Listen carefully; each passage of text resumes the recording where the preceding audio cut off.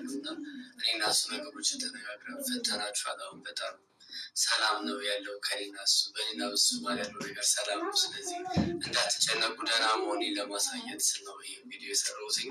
በጣም ደህና ነኝ። በጣም ነው የማመሰግነው አብራችሁ ስለሆናችሁ። ከዚህ በኋላ አዳዲስ ነገሮች እንመጣለን።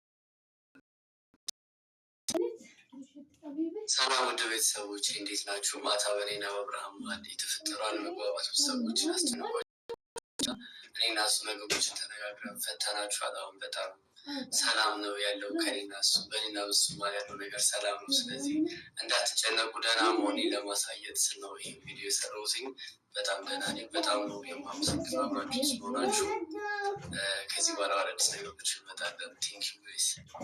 ሰላም ወደ ቤተሰቦች እንዴት ናችሁ? ማታ በኔና በአብርሃም መሀል የተፈጠሩ አለመግባባት ሰዎችን አስጨንቋቸው አይቻለሁ እና እኔና እሱ ነገሮችን ተነጋግረን ፈተናችኋል። አሁን በጣም ሰላም ነው ያለው ከኔና እሱ በኔና በሱ መሀል ያለው ነገር ሰላም ነው። ስለዚህ እንዳትጨነቁ ደህና መሆኔን ለማሳየት ስል ነው ይህ ቪዲዮ የሰራሁትኝ።